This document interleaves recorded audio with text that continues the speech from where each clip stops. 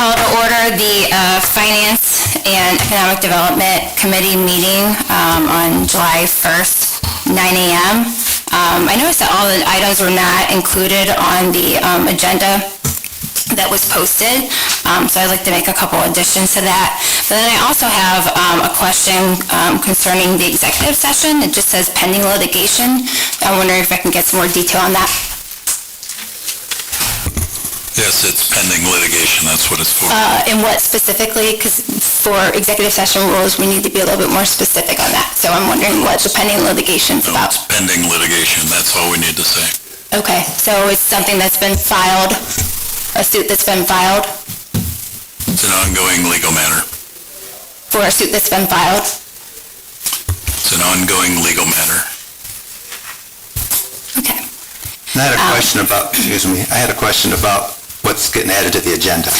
Yes, so the agenda that I saw that was posted, that I did not see before it went out, was for streetlights, cash option for utility billing, and enterprise lease vehicles. I would like to talk about the SAFER grant, since it's under my impression that it's due here soon for fire. And then we had an issue with a leak alert that we wanted to start just kind of talking about, like, what's a possible solution to that. For what? I'm sorry. For the leak alerts, we had that issue come up with the resident that was emailing us back and forth. I think it was the leak that was underneath the slab. So having a conversation about what could be a policy moving forward to kind of handle things like that, that we're not sure whether it's going into the sewer or not, and whether there can be any sort of credit, like having some sort of policy about that. Well, I think we would need to know much more about that before we started. Right, and we're not making any sort of recommendation, just to have a discussion, because those are things that... I don't think there's enough information that we've had other than what you've just told us now. Start to delve into this long, and it's not going to be a quick conversation. We don't have the facts or information in front of us. Is it finance related? Oh, yes, it's under utility billing, yes. I do have some other information I could add to that, but... I would like to have seen it before this meeting. What's that? I would like to have read that and seen that before this meeting. Oh, did you get a packet of information? You're talking about the additions to the agenda. Yes, yeah. And then also mentioning we get some sort of update on the garbage contract, since it's something that we chose to get out of and talked about discussing this year. So any sort of update from Patrick or Jennifer about what our next steps are on that. So essentially just giving some sort of update to us and the public. Again, that's not on the agenda. Right. I was not shown the agenda before it was made public, and there were some items that I requested in my email that were not included. I would think that discussion doesn't start here. I think we need to have a little more information again, the proper channels and the proper channels before we come here. Okay. Thank you. Okay, so item number 1, talk about enterprise contracts. I'm sorry, can we just go back to the agenda? If I could add just a general update, there are a couple things that I would like to talk about. Oh, sure. Yep. OpenGov, Aquahawk, that sort of thing. Okay. And really the items that you mentioned are really just informational. Part of a general update? It's just, discussions, but Okay. that's fine. So do we just need to amend the agenda to include a general update? The last Finance Committee meeting, we did not amend any sort of agenda or have a vote, so, we just added accordingly. So I don't think any agenda amendment is needed. Okay. Is that it? So enterprise contracts. Yeah, so we discussed this at the May 2nd Finance Committee meeting, but it was not a recommendation at that time. There was lots of other discussion. So in 2021, the city began discussions with Enterprise to lease their entire, substantially the entire fleet of vehicles. At that time, the market was different, the economy was different, just through COVID still. Enterprise at that time stated that we would have equity of $463,000 going into a new lease that unfortunately did not come to fruition. It was about half of that, and you can see the numbers there on the agenda. So it did not come to fruition, and at that time, the city did not have a vehicle replacement plan in place, apart from the police interceptors. So what we're requesting at this point is to purchase the leased vehicles that have matured and that will mature over the next several months, and you can see my my chart for the remainder of the year, to essentially authorize the purchase of the leased vehicles. There will be just two remaining in 26, one in 26 and one in 27. You can see the breakdown per department per month. So I would like to see the recommendation is to purchase the remaining leased vehicles that mature in 25, not to exceed $805,000. And as a clarification, you can see my asterisk there too. The main numbers, this was a report that was given to me in April from Enterprise, and every month that goes by as the lease matures, the purchase price goes down. So the amount in May of $115,000 is less than that. So in case anyone runs the numbers, this total is actually $815,000 and some change, but that May amount has decreased, and then the June purchase will decrease slightly as well to get us to the $805 that's in the report here. You mentioned a chart. Oh, it's just this at the bottom here. Or, well, it might not be on the bottom on yours, but It is. underneath the Enterprise lease. Second page. Is that it? Versus It was May, a June, July, packet. August. What's that? Versus May, June, July, August, September. Right, yeah. Oh, okay, gotcha. So like I said, I was just outlining the maturity per department. Okay. So this is something that we need to take action on, so we're not paying an extra amount. Yes, as the, so for example, the police interceptors, the monthly lease amount is more than the savings in the purchase amount, if that makes sense. So it is imperative that we move forward with this. Okay. We know the estimated lifespan left on these vehicles.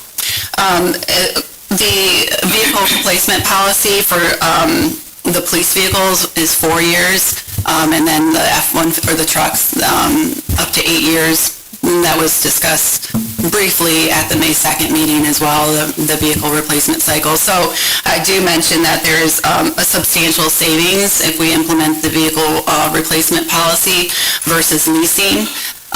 There is no savings if you just continually lease every 3 years. There's very minimal savings, but if we implement a vehicle replacement plan, then there is substantial savings. Well, my question was going to be, would it be cheaper to look for something new than something that's already been used in the fleet? Or buying these specific vehicles out? At this point, no, but the plan will be after to purchase these to get on that replacement cycle. Chief Sprout has some room in his vehicle budget to purchase some interceptors, order them this year, and then that'll get us on that 4-year cycle for him too. So we're moving in that direction. You can't get on that fast. Yeah, that's the other issue You can't too. order vehicles that fast. Yeah, especially replacing like an entire fleet. Yeah. We have some catching up to do to get back out of the lease. Okay.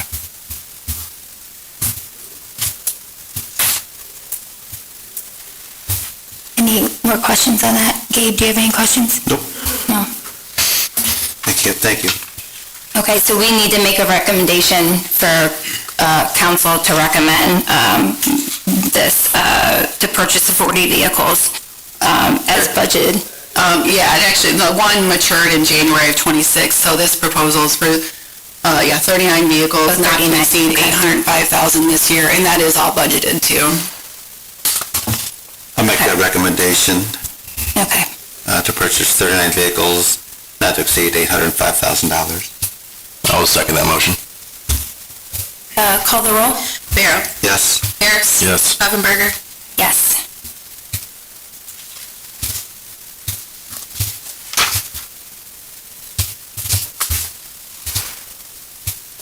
Okay, and second item is streetlights. So ordinance 17-2025, and this was the item that we talked about at our last council meeting, and had referred back to finance to just have a further discussion on.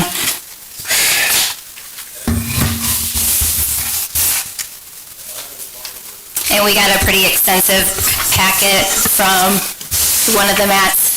Yes. I asked Matt to produce a capital plan that was requested over 5 years. Okay. Who wants to walk us through it? Patrick, Jennifer? I could walk you through the first part, she can handle the finance portion. What we did is, the police have been complaining for some time that Dussel and some of these main roads are poorly lit, especially intersections. And as you know, just the time I was gone in DC, we had 2 more poles fall because they rusted out, even after the council meeting. We're having that. I did not know that. Yeah, on Marketplace. Okay. We lost 2 more poles, crossing the new parking lot there as you go down to Redwood, a new parking lot for Rolf. And those poles are still laying there if anybody wants to see them.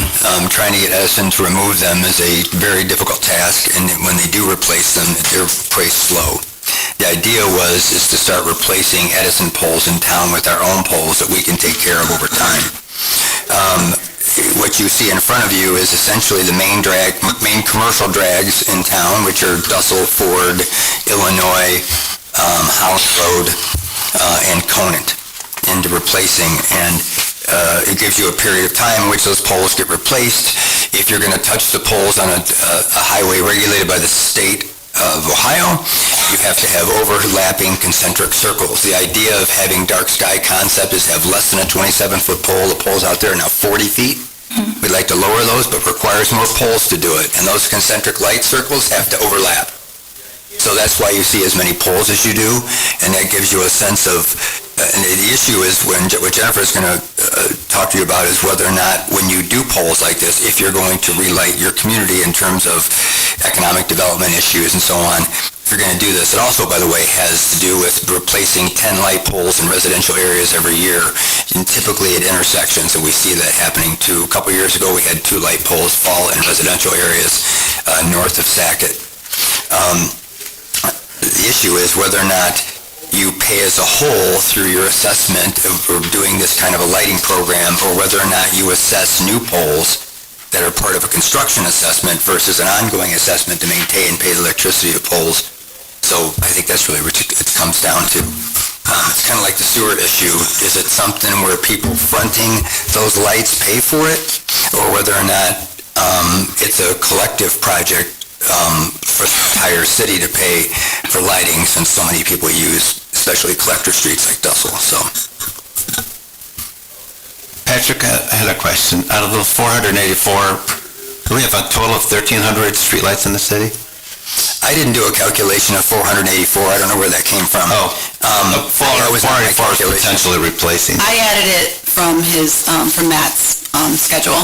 Yeah. And then it's like 1,323 is what we're billed every month for streetlights. Oh, okay, so that's how we know. Per unit, yes. Gotcha. Yes, I didn't count them.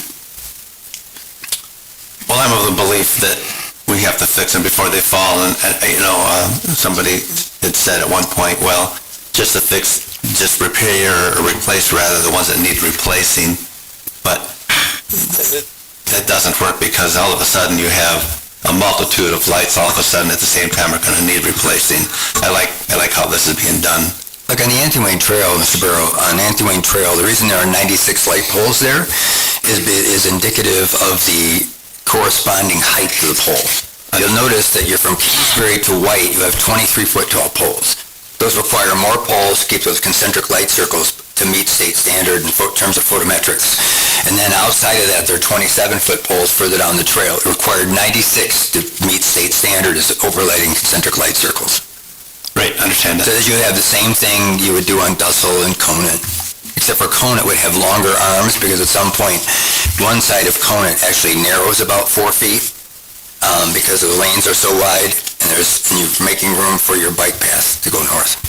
And the reason for the different light poles, which I have learned, the higher the lights are, the more, if you want to call it light spillages over. Like Myers had very high light poles, and you could see them from far away, and it was wasting a lot of light that didn't need to be wasted. So they bring the poles down to be more centralized, as you said. They went from 40-footers to 18-footer from grade. Yeah, right.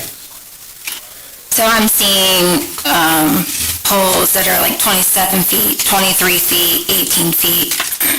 Residential areas, they would be 18. Okay, and that brings me to, I wanted to ask, so residential areas, where do we want to do projects in residential areas for, it says 2025? We have poles that were replaced in residential areas. We had a couple of them that were in that north area of Sackett, but I asked Matt to put an average of 10 per year that would be replaced. And that means some of these old wood poles or some of the old poles that are at the bottom are rusting out because of the way they were constructed. The water sits in the bottom of the encasement and rots out the pole. You'll see that on Ford Street as well. And if you go down Ford Street, almost every other pole is rusted to the point where it's in danger of falling now. I took a ton of pictures of them about a year ago, and they're still that way. But the idea is we don't have exactly where poles are going in residential areas, but we've got a number of them, and there's some intersections that people are still requesting them. The problem is you're not going to swag an overhead line over somebody's house to get to it. You have to direct bury that line to make sure you have a base for the pole. So, and then there was a mention at our council meeting that we currently pay to lease the poles right now. Did we get a number on that? Jennifer has. No, we actually pay when we get a new one. So, we pay for the pole when we get a new one? yes. Or- Okay. Yeah, the last cost like the wood poles, a couple years ago, like $2,500. Okay, so what's the difference between that kind of pole and this kind of pole? Are we like, there's this picture of a pole here, is this what we're recommending? That's the same It looks like the pole. one from the trail. The same one we used in Ford Park, the same one we use in the trail. They're consistent so that we don't have to have stock a bunch of different poles. And what's the price difference between that and the $2,500 wooden pole? I think Matt has 10,000 on 9350. I think it ranges a little bit. That assumes that you're putting in all the electronic apparatus and a direct ground bury and a base, where a wood pole does not have a base Okay. and doesn't have in-ground bury. And so what is so we're paying for Toledo Edison's when they go in. So how does it work then? So we're paying for them when they go in. Then how does it work with maintenance? If we are able to get a hold of them? Like, are they then responsible for paying for the I'm trying to figure out what's No, the we- difference between, You still pay a fee every year, and Jennifer can give you that number, what we pay for street lighting. That isn't because we're installing that many street lights a year, and I think that was your original question, is what are we paying per year to have street lights? I mean, it's not what it costs to install a light isn't the big deal. The issue is, what does it take every year? And your comparison is, what does it take for city employees or a contracted firm to take care of new street lights as opposed to having Edison, who is very unresponsive to take care of their own street lights they own that we pay for every year. And Jennifer can tell you how much we pay every year for street lighting, which is what your assessment is for. So our operating costs are about $300,000. I think it's $297,500 this year. We will see a slight decrease in operating costs because we contracted with an aggregate. It was actually effective with the bill that's due this month. Over a 12-month period, that's about a reduction of $40,000, $39,000 and some change. But yeah, that's our operating costs, and then the rest of the revenue receipted in from the assessments that totals about $765,000 is going towards replacement at this point and other maintenance items. So there's $300,000 of operating, and then this year it's changed a little bit because we've reprioritized capital, but that's what it goes for. so what was the plan like before when it came to replacing? You just wait till Edison decides they need replaced? They'll never decide. Well- Usually when they fall, we call Edison. And But- I did call and reach out to Edison again 2 weeks ago. He called me back, I spoke with him, and then we were supposed to set up a meeting, but I have not heard back. you know, I've never seen them go out and do an inspection of poles and just do a wholesale replacement. If that's the case, every pole on Ford Street would have been replaced by now. Yeah, I would like to say, I think now we have something in place where we're being proactive and we're looking and we're studying poles, and I think Matt did a good job giving us that information. So do we have like a list, like, you know, we were talking at our environmental meeting, we have like a dead tree list, or like a list of trees that need addressed. Correct.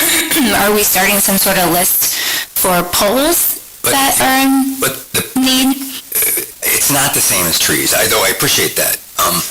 A light pole, if, let's say on Ford Street, there are 4 light poles that are set out, either we go with Edison to replace those poles, and they're not going to replace them with the tall poles and meet state standard, they're going to replace them with other old pole they have laying, which is what they did by Cracker Barrel. There's a shorter pole there that had rust on itself, and they replaced it with one that fell about 4 years ago. The issue is, those things are all different bases, they're different setup, and to replace 3 or 4 poles on a street that has 9 poles that are Edison poles, you have to have a meter location, you have to have, not switch cabinets, you have to meter location, you have to have all that set up to build the electricity to us instead of Edison. So it's like you got to do a street at a time, which is what we were proposing on Dussel Road. Wait, you said to bill Toledo Edison, to bill us versus Toledo Edison, what do you When we mean? own the pole, we have a meter location like we uptown, we pay the electricity costs.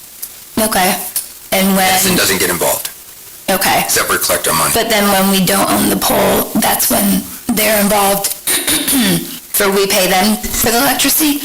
The We bill pay goes to them them? the cost of streetlights. No, the only And difference with is, that, supposed to maintain them, but they the don't. difference is we pay for the new pole, and it's not Edison's pole anymore, it's ours pole. We can keep them all conform the same and have the Yeah. same base. And when it does time to replace them down the road, everything's there and standardized. And so this is the cost for like the next, like kind of the grand total of the cost for the next 7 years. It says 2032. Yeah, and I did plug those numbers into the forecast. I did plug those into the forecast, this page here, just to see what that looks like. And on the agenda, you can see that I've broken out really the question is, does council want to move forward with these projects? And then how are we going to pay for it? Like Dr. Birch said, through assessments, through citywide assessments, through specific parcel assessments, or through the B fund. Okay, so that's something that we need to talk about now, right? Before we can make recommendations, how we're going to pay for it? Well, the item was just whether or not you're going to pass the general assessment for street lighting, which I think was about 4% increase overall. That's a different issue, I think, than the long-term capital plan. Okay. Because a long-term capital plan is something that we've been trying to, for 3 years on street lighting. And I think the idea of how you assess them would be something you would do either later on or next year in terms of doing a construction assessment for new street lighting sections. I mean, I guess you have enough money that you could do some of it this year, but we're already planning to do that in the capital budget on Dussel from Ford to the expressway. To start switching to our poles and making them lower and more of them. And we would have this 4% increase to make sure that we're able to start this process, essentially? That's my contention, that you're starting to be able to start constructing so that when you're waiting to get this capital plan duly discussed and authorized, if that's what council wants to do, it's whether or not the level of service you want these areas to have, and that's really going to be the discussion and how you pay for it. But I think at this point, Jennifer's explained that there's money in the budget to be able to do certain things, but I think at some point, it's just like water rates. I've made this contention before that we went for years, decades and decades without raising these and then had to double them. And then if you do that with water rates, we got burnt by that. If we had been increasing water rates, even the rate of inflation all that time, you wouldn't have had the drastic increase that you had to approve as part of the sewer thing, so.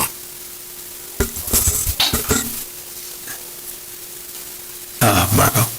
Jennifer, what was we talked about how much impact that would have per household. And I know that the first number you gave had, I think, businesses was within that amount of money. So could you break that down, what per household that would be? No, I haven't. I mean, there's like 6,000 plus parcels. The average across all those parcels is would be $125 annually in '26 versus $120 that it is now in '25. Oh, so now currently it's 120? Yes, in '26 with the 4% increase, it would go up to $125 on average for all across all parcels. So $5 a year, is that the difference? Yes. Thank you. And that will include what? What's the benefit from that? Just to repeat it, I understand. So that would generate approximately an additional $30,000 in assessment revenue. That would bring up the revenue in the street lighting fund to $790 and some change. It's not going to, that rate will not support the long-term plan, capital plan that Matt's put together. In the short term, there is a healthy beginning fund balance in '24. And with the revised capital projects for '25, there would be funds available for the projects that Dr. Birch just mentioned, like Dussel and Ford. And I do want to make clear that we can't look at this, and that's not what Jennifer's suggesting. I think that the idea that we seem to be oversimplifying by using an average because it's not really that way, right? It's kind of like saying, if you got an income of 50 people over $6 million a year and 50 people making nothing, and you average it, makes it look like everybody's making $500,000 a year. That's not the case. The issue here is that these light poles... Plan move forward, they wouldn't be completed until later this year. So then the assessment, potentially, if council decided to assess on a per parcel basis for those impacted by those new poles, the funds would be received in '27 then, just to give you an idea of the timeline.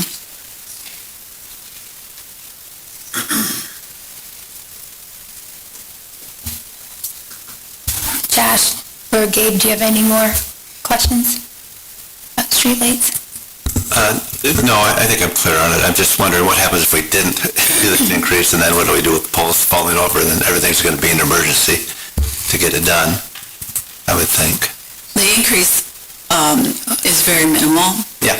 And I agree. In my opinion, it doesn't impact this capital discussion.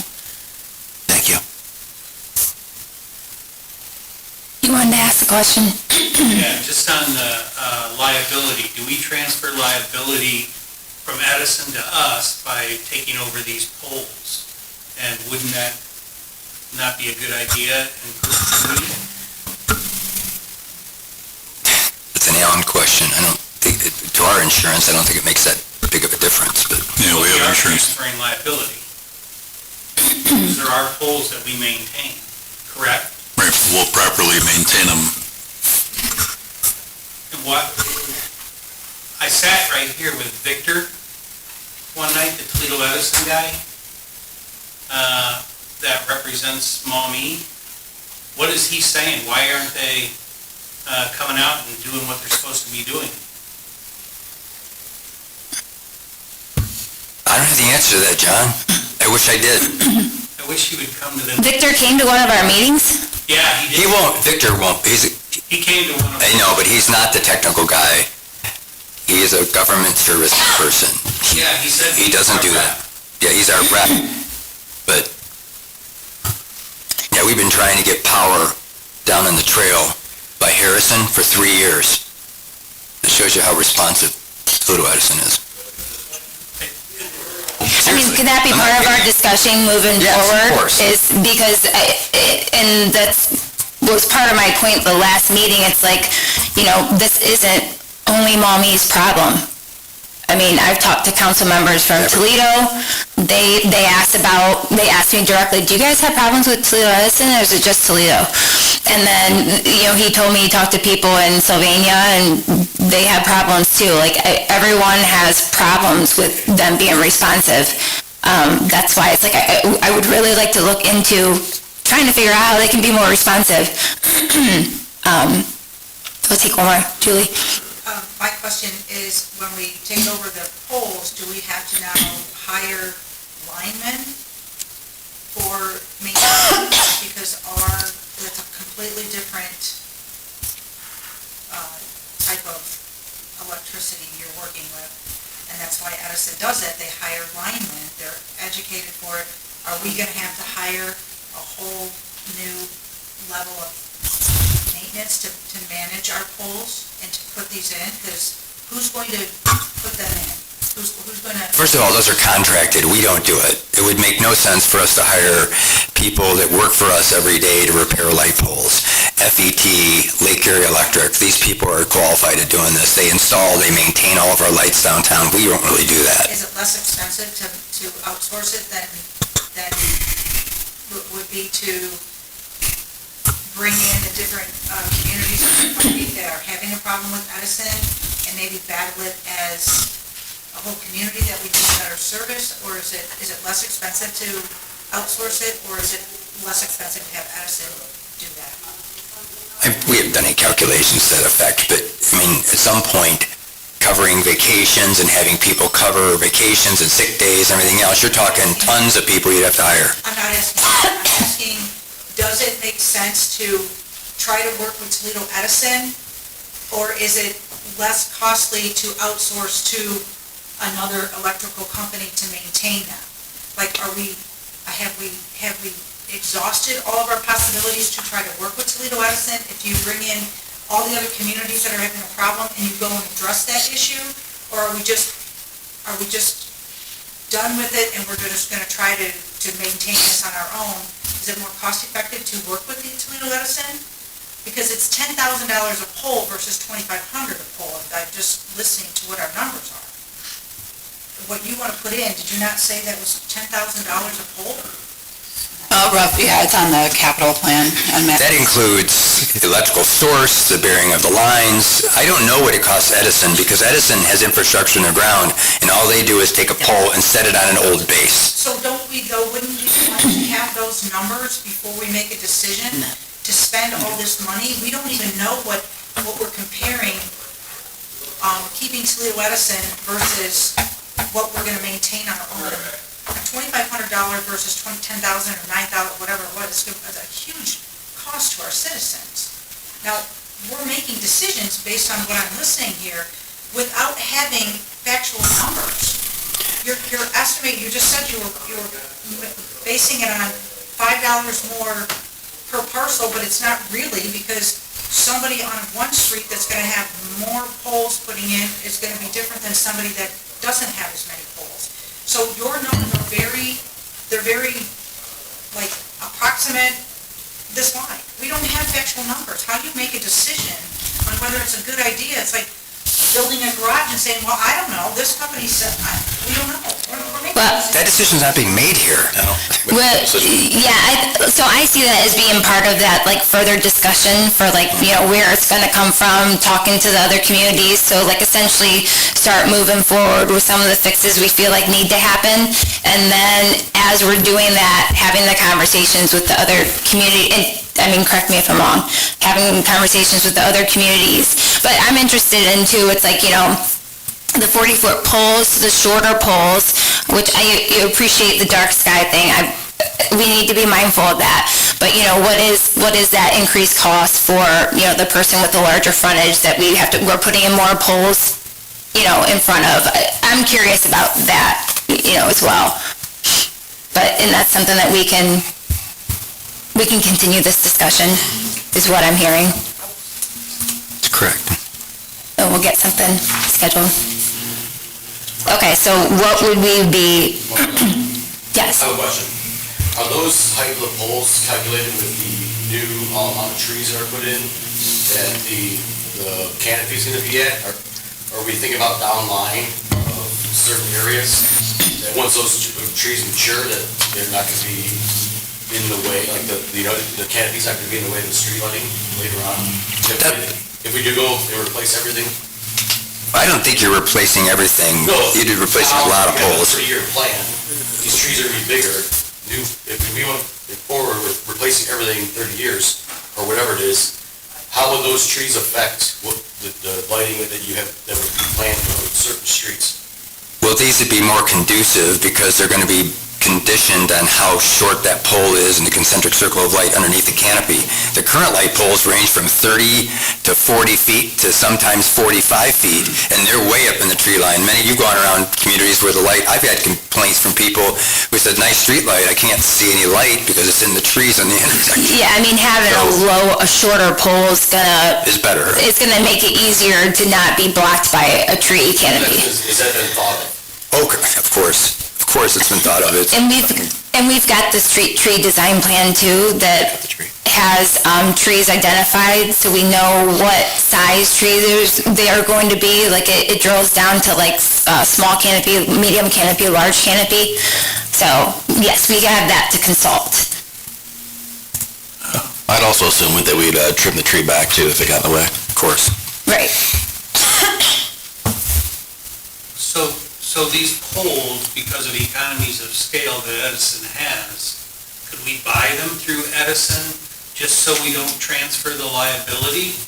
You know, last year they did a project in Sylvania where they replaced 1,650 LEDs for a cost of $342,000. What kind of cost could we get through Toledo Edison with their labor included on replacing them with the kind of poles that we want? Have we checked into that? We haven't, because Toledo Edison doesn't provide the same exact pole that the poles that we currently have. Yeah, with new bases, they're served differently, right? And we haven't really talked about LED conversion yet, but, if you're gonna do your whole town in new Edison lights, that's a whole nother issue. Then you still gotta figure out how you're gonna get that light from people's backyards, what the secondary power line is to the front yard, and in that case, you're going over people's garages, and, we're trying to make it so that you've got less maintenance and less street lights going out in storms. That's why you do a direct bury. I 100% understand that. I'm just looking at the economies of scale, Edison's buying power Right. as it relates to poles and limiting our liability and transferring that liability. That scares me. Well, it seems to me like we're gonna need Toledo Edison to be more responsive to be able to have conversations like that. Because based on what I'm being told, we don't get the response to even be able to have a conversation like that. They won't even sit down with us. Who do you even call? If you got more communities involved, Yeah, and that's what we're going to, yeah, I right. have tried, it's just not. And that's, yes. So that, You ever as deal far with as, Norfolk Southern? Do it Toledo Edison. as far as I'm understanding, our talks moving forward, we're going to do that. Yeah. Get a hold of Sylvania, get a hold of Toledo, Yeah, I think if a consortium, and have a conversation. we have to give that a try. And as for liability, and Alan can go into this a little bit, I'm not sure, we still have governmental immunity. You only, in one of those things, you pierce the veil of governmental immunity is a defective fixture of a public building. There's 3 exceptions to governmental immunity. Right, so as long as we're maintaining things, and it's like, what's the value of somebody's life if a pole falls over, even if we're not liable, even if it's on Toledo Edison, so you gotta consider all those things, so. Right. Okay, so what's the, yes, Jim? So the basic question before this committee and council is the ability to assess for a program. And that's what we're talking about. The logistical replacement piece, yes, there's a lot of discussion that can take place and how that can be done efficiently or economically. But the basic question is, we have an assessment in place of $120 a year per household. The question before council is, are you willing to raise that $5 a year per household so we can continue with an assessment program and provide lighting for the community?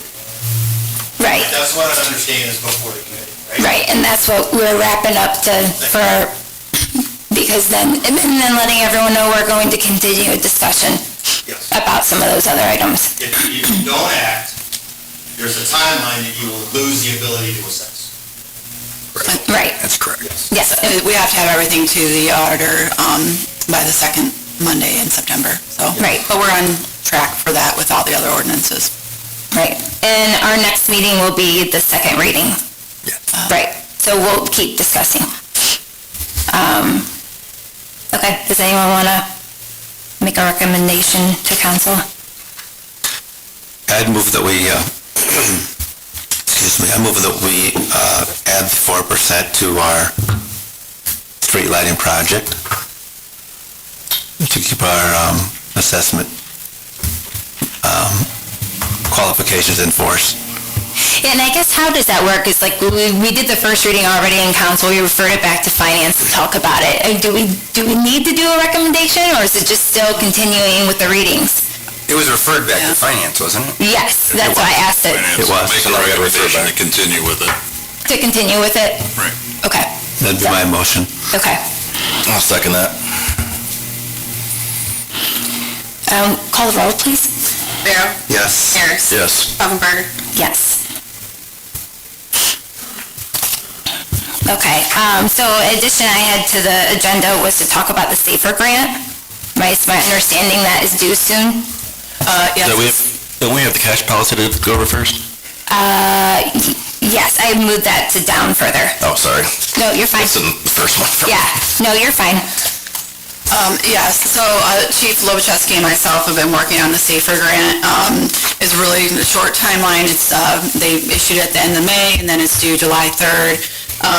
So the proposal, what we're requesting is, it's a 3-year grant to hire 3 additional full-time firefighter paramedics.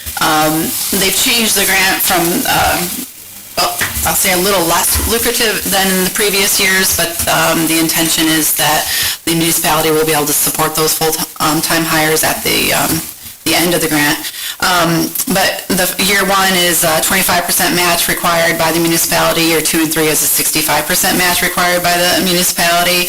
The estimated cost with wages and benefits, including health insurance, workers' comp, all that, is it's 1.1 million, with the city match being $424,000, and then the grant portion $682,000.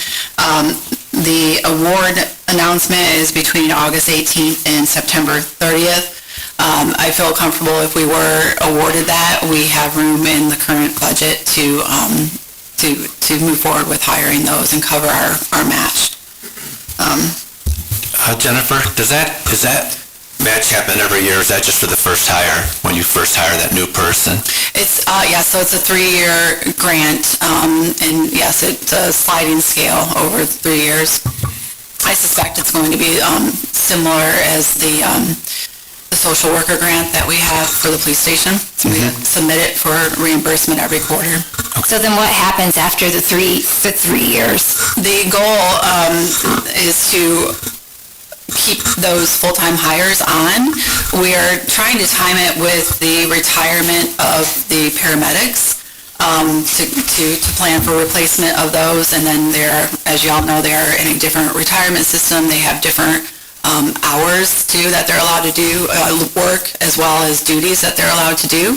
So the idea is to phase in 3 new individuals while there's 2 paramedics potentially retiring in the next couple of years. So this grant would help pay for getting those hires now? Yes. And then have them in place for? Yes, it's essentially to help offset our budget. It's funds that are available to hire those individuals that we're still working towards that goal of 24 full-time firefighter paramedics. It's just the transition from the paramedic model, volunteer fire model. It's been a long process, and we're just continuing to move forward with that.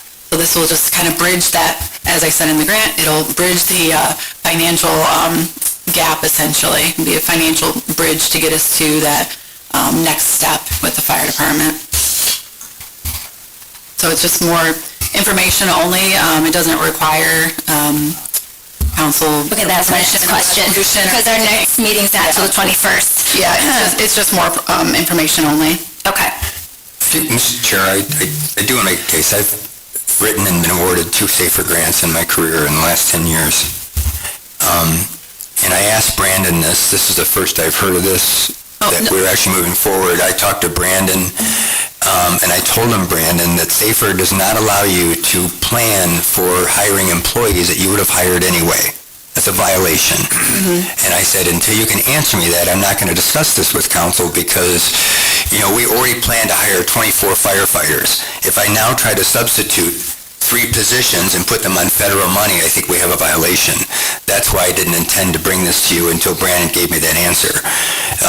And I have, unless you've heard that from Brandon yet, because that's the SAFER rules. We've had an internal discussion that we're pausing hiring for now, just until we can regroup again with the paramedics and the absorbing their budget, so I don't feel like it's a violation. It's a bridge to get us to the point where the paramedics are phasing out to retirement. I don't feel like it's a violation. We do have a third party looking at it as well, free of charge.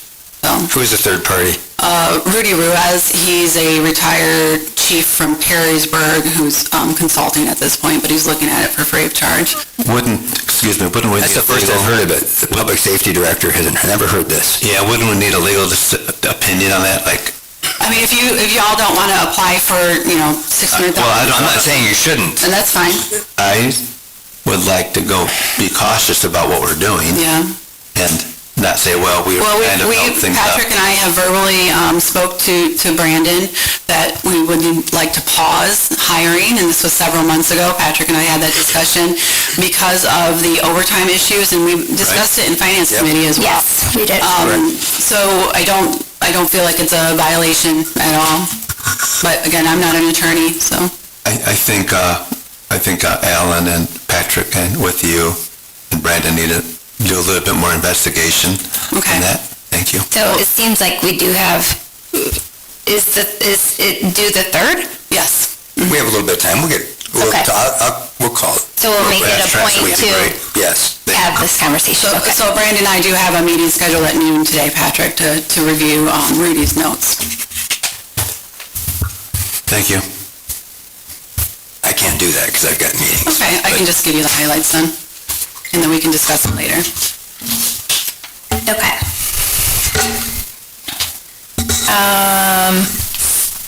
And then we can do the cash option for utility billing.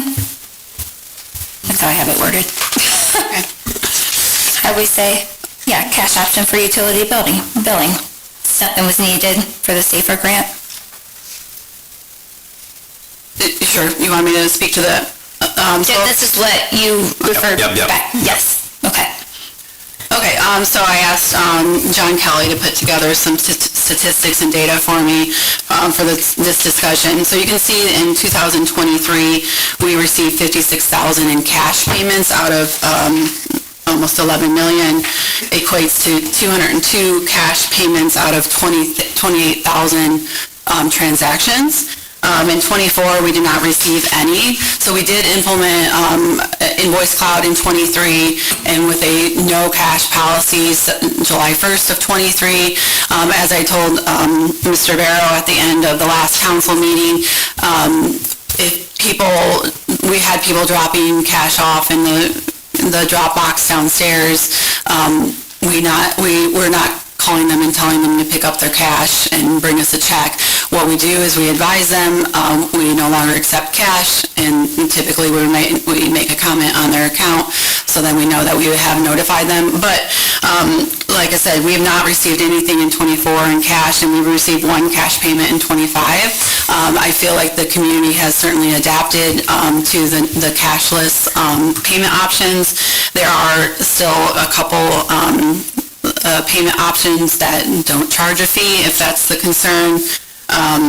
But the statistics and the data also indicate that communities, we're very blessed here, that our AMI is high, and the higher the AMI is, the more accepting of cashless payment options.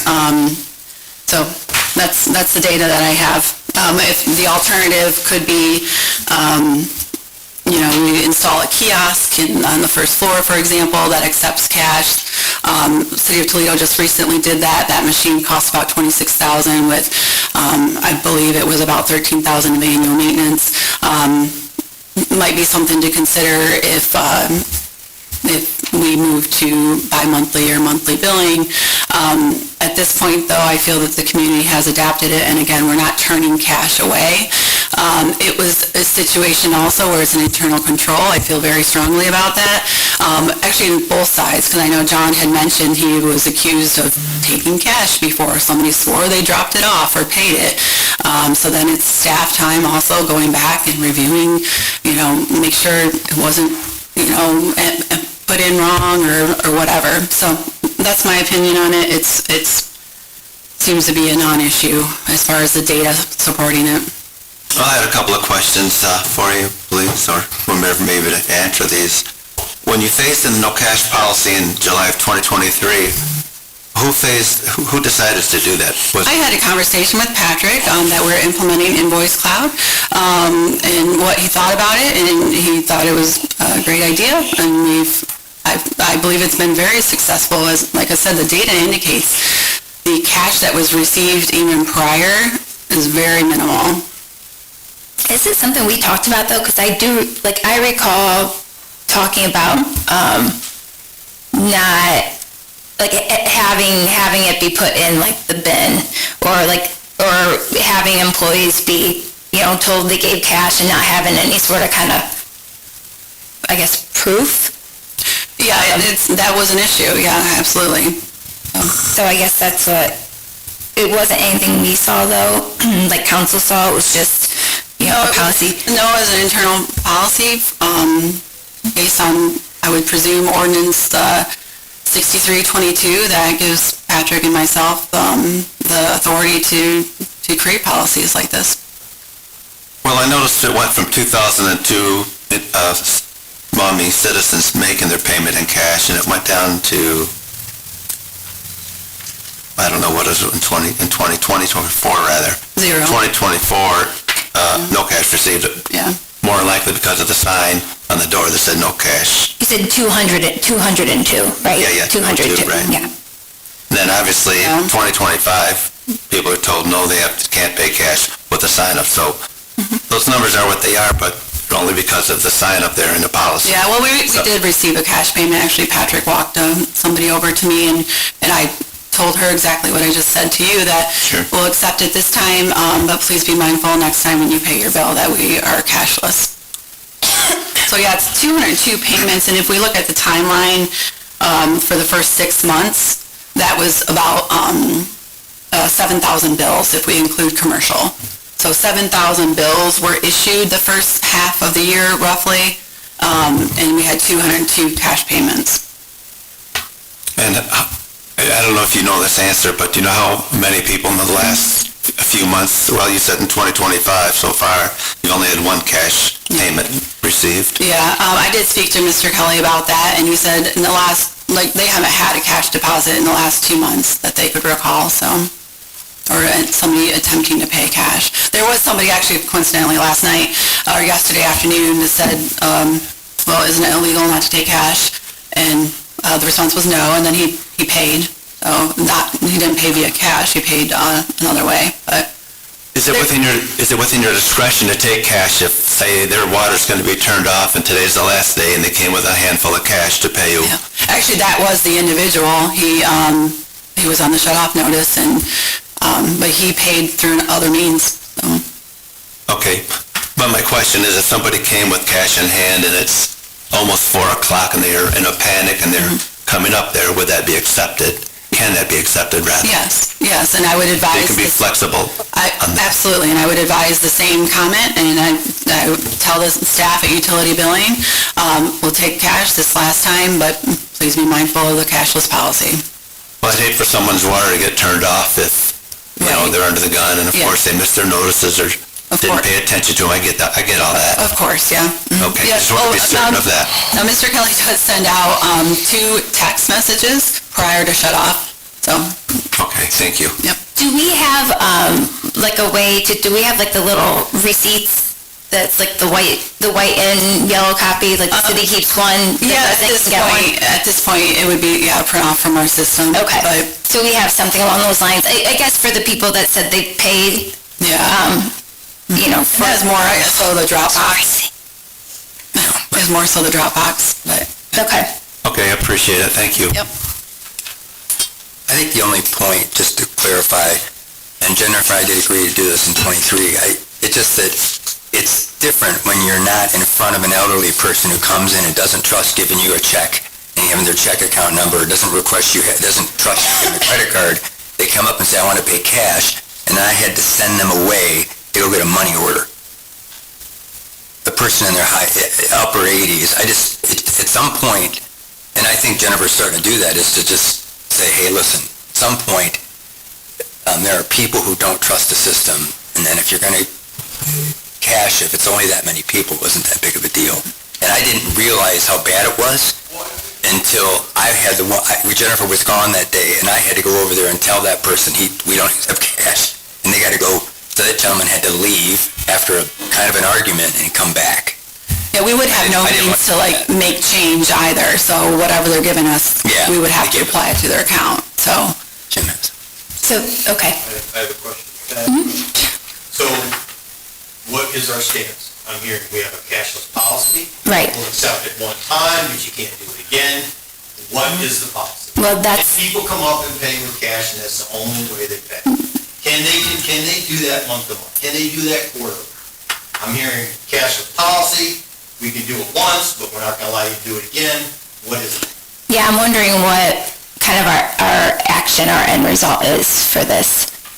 Like, what is our goal? Do we need to make a recommendation? It sounds like if it's just a policy, it wouldn't be a recommendation to council. So I guess we just need to decide What's the practice? what the practice is, yes. So my practice would be just like the mayor just said, we would accept the cash payment, notify them in the future, please come with money order or checking, or sign up for ACH, it's free, you can sign up for recurring payments through your bank, and I know not everyone is well versed in banking, but we do have options, they can call the 1-800 number, and it's a 95-cent charge to pay it through their checking account. We do have options, and we would certainly, if it's the case of an elderly person, we could walk them through in the computer that's in the utility lobby. Just further discussion. So we're gonna, obviously there's a logistic problem about accepting cash, but we are gonna accept it, but only on a limited basis. Yeah, and can't do change, so full amount would be applied to the account, so if it's a, I think you have a piece of the population that deals in cash, and you need to be sensitive to that. And I think Jennifer made it clear that, I think there are a lot of people that aren't very versed in banking, but having met with over 460 property owners during the sewer thing, I met with 80% of those are seniors in their upper years, and, when somebody tells me, I can't go on the website, I don't have a computer, I don't have a cell phone, and even if I did, I don't understand that squiggly thing, that is a QR code, which most people don't, are elderly and don't want to learn that stuff. So I think that's, at some point that goes away as generations get older. It's just hard when you're in front of somebody trying to set a policy and listening to their story as opposed to... So another step to that. Money from people, but then we're gonna start putting conditions on it. Right, and how are you gonna track that? Okay, we told you last time. We put a comment in their account.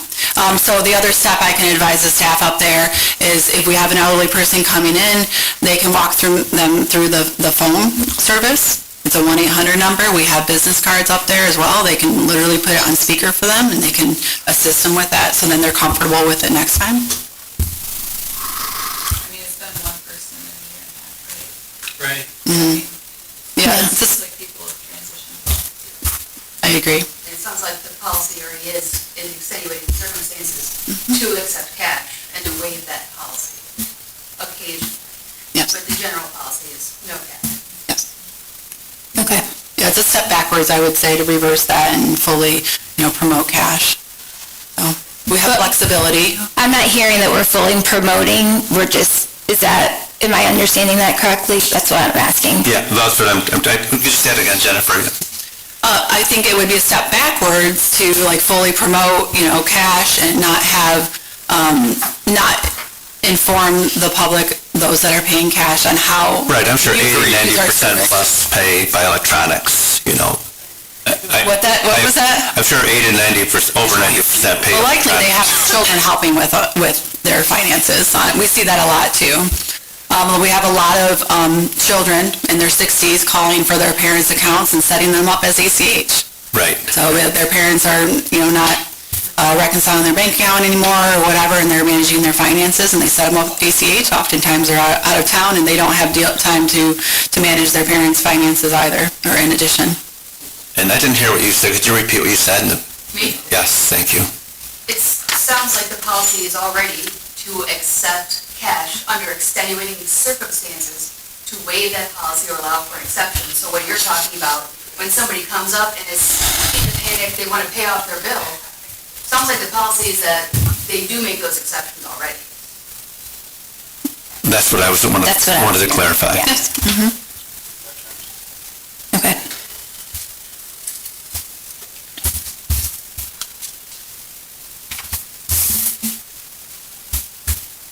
Okay, so, and I just wanted to talk a little bit more about what I guess you were expecting or needing for the leak alert. I'm not asking for any action to happen, but we did get quite a few emails from the, I think, gentlemen, actually both, about the leaks. So creating some sort of policy, like it's whether directing that we want some sort of policy to be created, considering, kind of like the steps to go through to determine what, if any, sort of refund can be allowed for, a leak.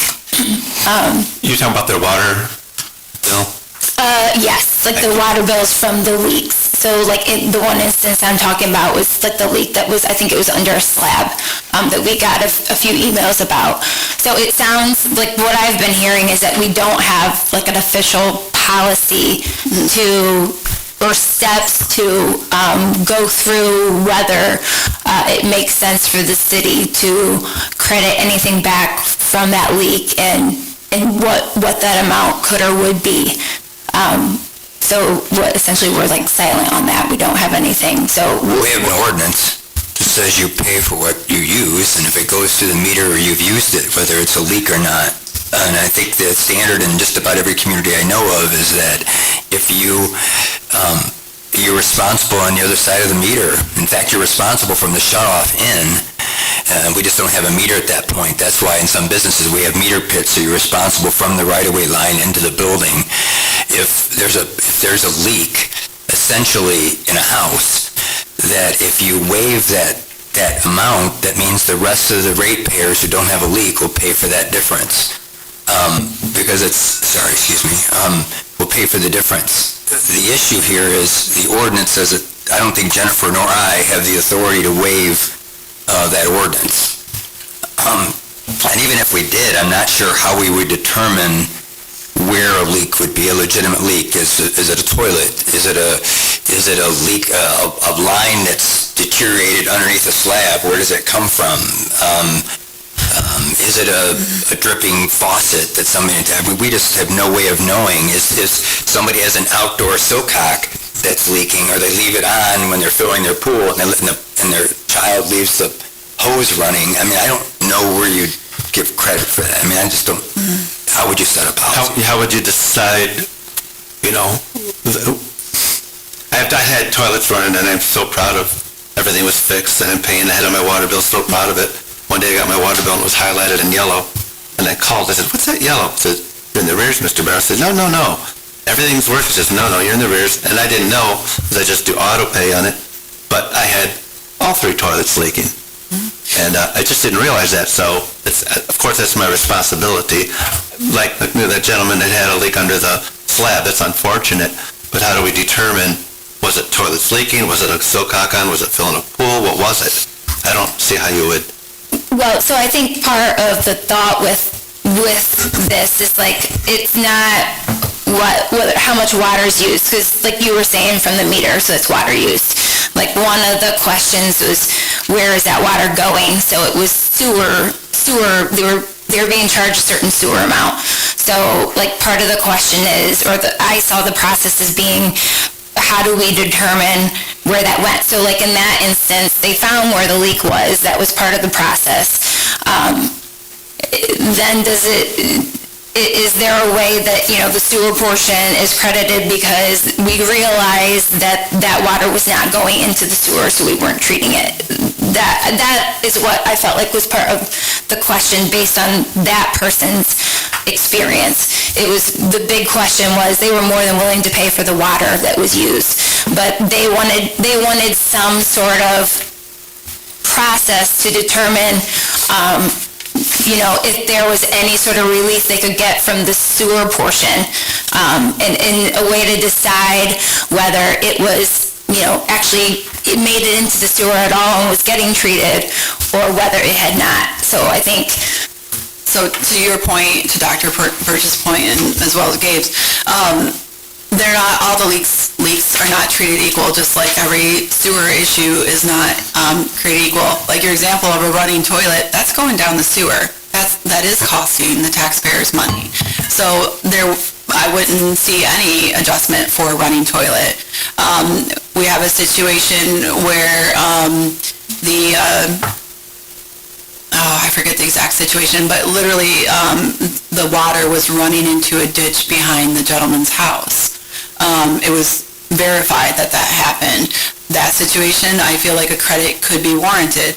To Dr. Birch's point, sometimes you just don't know, and then the question is, how much time do you want staff to spend on investigating? So what I've seen in my research is there's entities that would cap it. If it's undetermined, you would cap it at, say, like 4,000 gallons, similar to a pool fill or something like that. There are entities that do this. City of Toledo, Montgomery County, and Kettering, Ohio does it as well. I know the one issue with the slab that Mr. Lineback and I spoke about was technology. We talked about they're a little bit older and maybe they don't use Aquahawk. They don't, want to get a text message at a leak alert.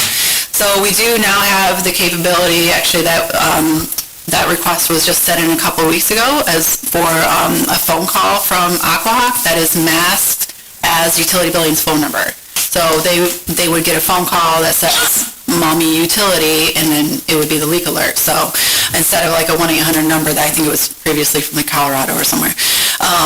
So my stance too is it's like a one-time only. If the circumstances fit, the one-time only is they're signed up for Aquahawk, and then each would have to be reviewed on a case-by-case basis. We have about 3 to 4 a year. It is minimal.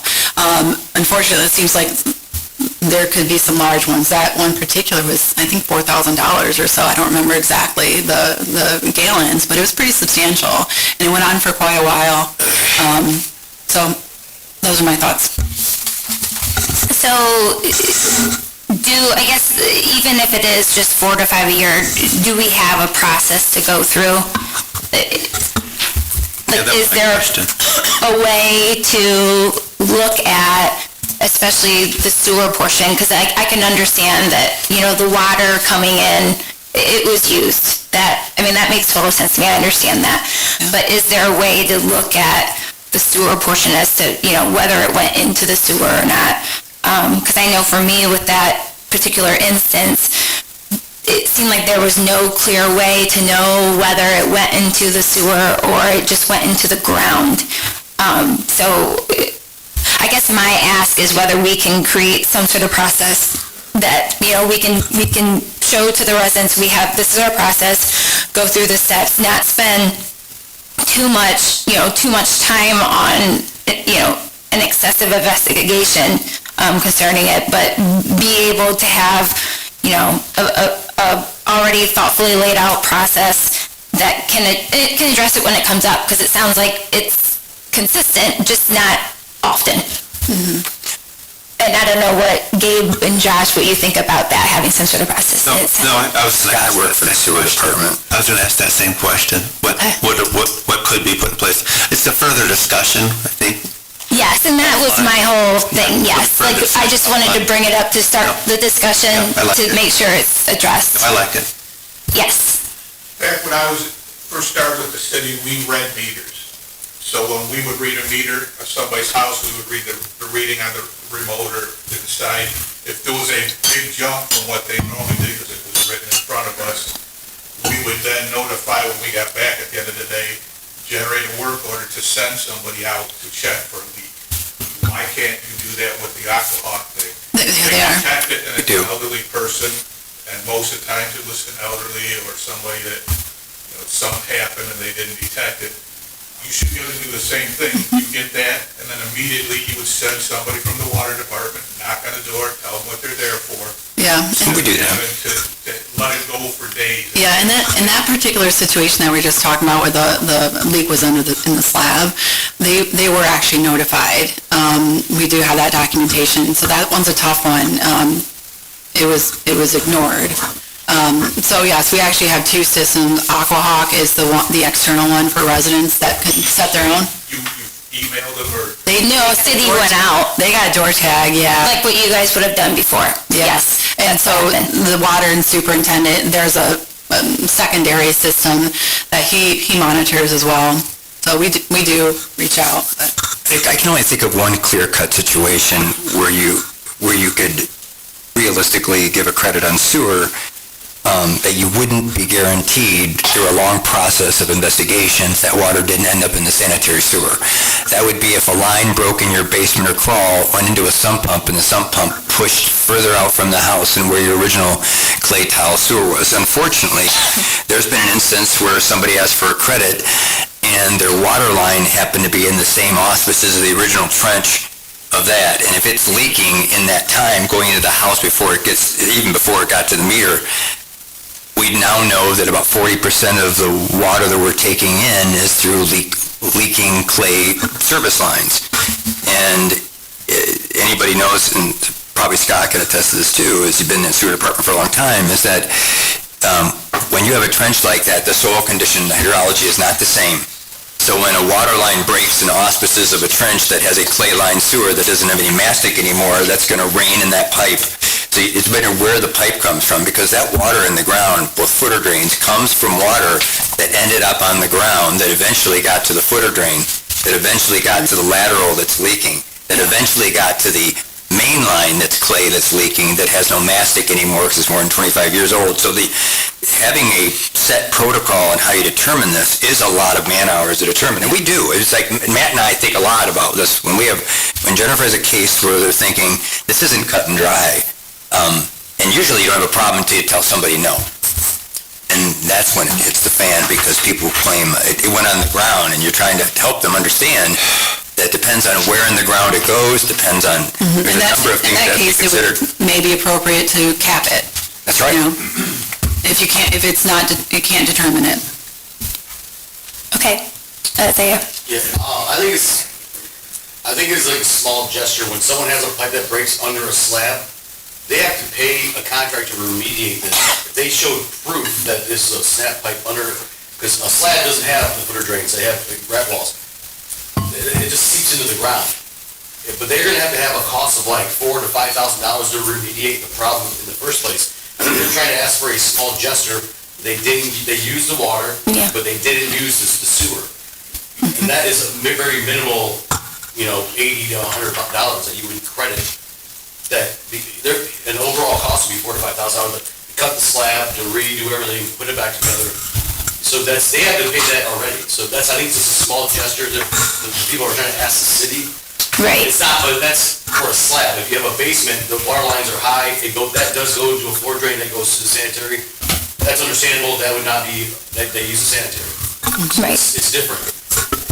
Well, that's why I think it's important to have some sort of policy or some sort of process. And then when residents inquire about it, we can tell them, this is our process, this is what we went through, this is what was determined, but it's something that's already, in place. It's not reactionary. every resident can expect the same thing. You know, so, I mean, that's something that I guess I am asking for. We figure out some way that's not gonna be too time consuming, too extensive, but at least to be able to look at that piece on a case-by-case basis. Alan, would that have to be another ordinance or an addition, or does that can it be done internally? We'd probably have to look at our ordinances, and some of those may need to be adjusted also. Okay, can we just start that process, I guess? Well, Do that? just one consideration Sure. is that we're struggling right now asking for an AG to give us a permission to spend public money inside a private residence. How would not crediting somebody in a water bill for a broken line of their slab not be the same thing? If you're offsetting the revenue you're getting, it's essentially using public funds inside a private home to offset a cost that was incurred in the private residence. So if that's the case, if you're going to write an ordinance, I think we ought to be cognizant of that, because we're doing the same point with sewer. We can Well, and slowly with that. that brings up an important point. Have we received a letter from the AG to let us know? We're going to be discussing that later. Back to your point, though, I mean, I don't know that that's any different than the senior discount, right? Well, the senior discount is based on income, which is in, federal law gives specific about how we can credit somebody based on income, not their age. That's Yeah. why it's done for seniors. It is That's a- why I asked for council, instead of doing just a senior discount, that they relegate it to age and income. Is that a consideration that can be put into the process? That's a, yeah, I don't know. If it's I mean- if it's an income-related thing, perhaps. I don't know. Well, I mean, the EPA-related issues that being considered. I Not mean, EPA-related issue, it's HUD-related issue. Okay. Whether or not your AMI is low enough to be funded through a subsidy. Okay. Phil? Yeah, just for reference, the City of Toledo has an appeals process. It's a two-step appeal process, so I think it's a great idea because we're here to serve the residents. This would be a way to serve them. It's going to happen very rarely. I think it would just go a long way to have a policy, and it's not a 100% or zero. It depends on the situation. We'll invest so much effort into trying to resolve it. I think it's a positive direction to go. And it seems like with Toledo having it, I don't think there's any legal objections to being able to proceed. I can, based on the research that I've done, I can certainly have a draft of a process. I love processes. And actually, to Isaiah's point, one of them did have something about proof of repair or something on there. So, I don't know, but I can work on that too. Okay, one last. Just a clarification, it would not be using public money on private property, it's just a service not used.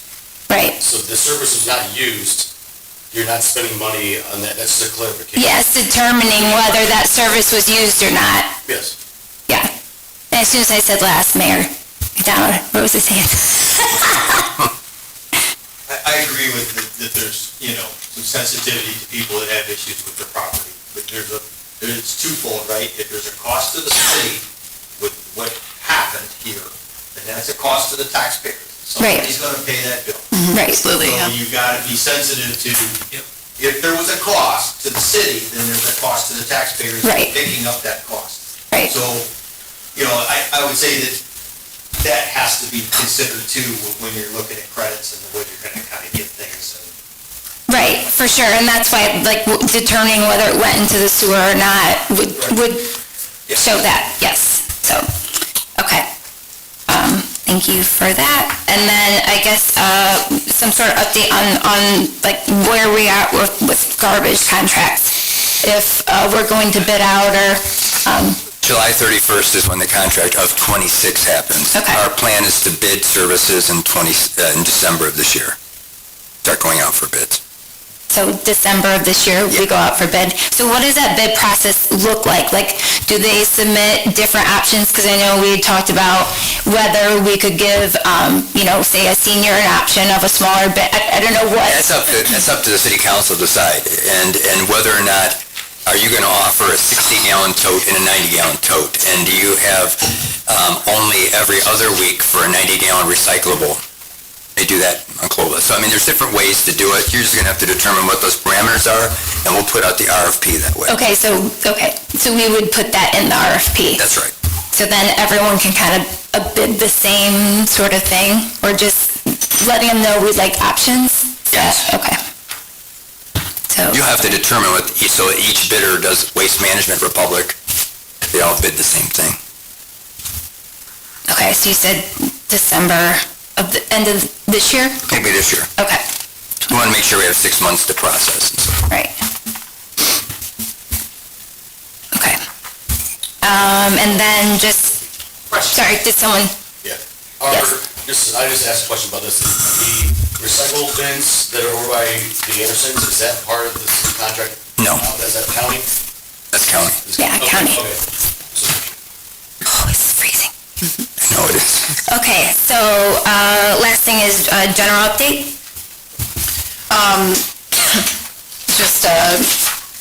Just an update on the audit. So we filed our unaudited statements with the state of Ohio, actually this week, last week, last Friday. Our audit is due July 31st, so that will be timely filed as well. They're still wrapping up a couple of things, so OpenGov is still progressing nicely. I mentioned last time we may need to amend the budget, so we're not, amend the budget to include 2024 purchase order carryovers, so we're not fighting with BSNA's canned reports.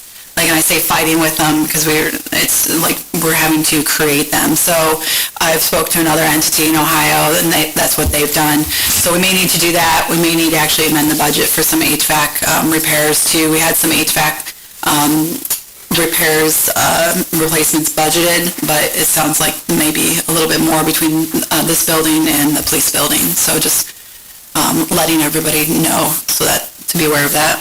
And that'll be something that gets brought up to council? I'll probably have to do that July 21st, yeah. Just Okay. Without coming back here, if that's okay. Right, yeah, July 21st. Just in anticipation of OpenGov, to make sure that that is seamless, those reports. And we did talk about the HVAC in the police building. Josh has done some preliminary quotes, and it sounds like it's going to be like 16 to 40 weeks before we can get the parts. So we do have time to competitively bid that, because it's going to be winter by the time the earliest availability would be anyhow. But that's all I had then. Thank you. Okay. So then, last item, Make a motion. Is that for the executive session? yeah, is executive session. I make a motion, we go into executive session for pending litigation. I'll second that motion. Call the roll, please. Barrett? Yes. Aaron's? Yes. Pfefferberger? Yes. Alan, would it be appropriate to have Jim and Phil in that meeting as well? If we're giving that update, okay. Are we going upstairs with warm? Is it warm there? It's usually warmer in there. I have been shaking. Outside. So cold.